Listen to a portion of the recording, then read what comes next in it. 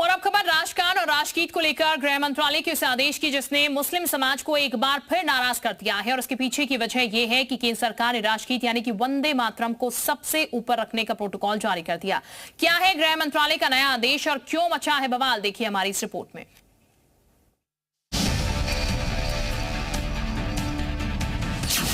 राष्ट्रगान राष्ट्रगीत पर बड़ा आदेश, देशभक्ति पर विरोध नहीं चलेगा। हिंदुस्तान में रहकर राष्ट्रगान और राष्ट्रगीत को नहीं मानने वालों पर गृह मंत्रालय ने आदेश का हंटर चलाया है। गृह मंत्रालय ने 9 जुलाई को सभी राज्यों और केंद्र शासित प्रदेशों के मुख्य सचिवों और प्रशासकों के साथ ही केंद्र सरकार के सभी मंत्रालयों और विभागों के सचिवों को पत्र लिखा है, जिसमें कहा गया है कि राष्ट्रपति, राज्यपाल, नागरिक सम्मान समारोह जैसे मौकों पर राष्ट्रगीत और राष्ट्रगान गाया जाए। सरकारी और सार्वजनिक समारोह में निर्धारित प्रोटोकॉल का पालन अनिवार्य होगा। सही उच्चारण का सख्ती से पालन हो। राष्ट्रगीत और राष्ट्रगान अधिकृत पाठ के अनुसार ही गाएं या बजाए जाएं। स्कूलों और शैक्षणिक संस्थानों के आधिकारिक कार्यक्रम और सामूहिक गायन में भी प्रोटोकॉल का पालन हो। प्रोटोकॉल के तहत अगर किसी कार्यक्रम में राष्ट्रगीत और राष्ट्रगान दोनों होंगे तो पहले राष्ट्रगीत यानी वंदे मातरम को स्थान दिया जाएगा और उसके बाद राष्ट्रगान यानी जनगण मन गाया या बजाया जाएगा। और अगर कहीं राज्य गीत भी शामिल हुआ तो सबसे पहले राज्य को ही स्थान मिलेगा।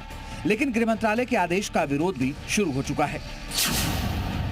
केंद्रीय गृह मंत्रालय के राष्ट्रीय गीत और राष्ट्रीय गान के नए निर्देश का तमिलनाडु की सत्ताधारी गठबंधन सरकार ने विरोध किया है। नेताओं का कहना है कि राज्य सरकार नेशनल सॉन्ग से पहले तमिल, थाई, वाजतू गाने की अपनी पुरानी परंपरा जारी रखेगी और सरकारी कार्यक्रमों में वंदे मातरम गाने से मना कर देगी।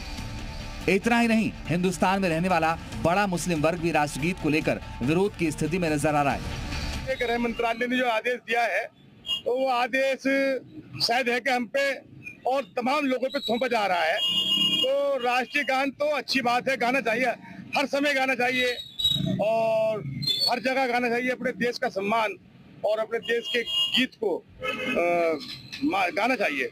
लेकिन ये है जो उसके ऊपर अनदेखी करेगा उस पर कार्रवाई भी होनी चाहिए, लेकिन जबरन किसी पर थोपा न जाए।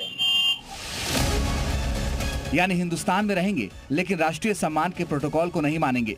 ऐसे में सवाल उठता है कि देश के गीत से देश में रहने वालों को दिक्कत क्यों है और बार बार क्यों राष्ट्रीय गीत को मजहब के चश्मे से देखा जा रहा है। ब्यूरो रिपोर्ट, जी मीडिया।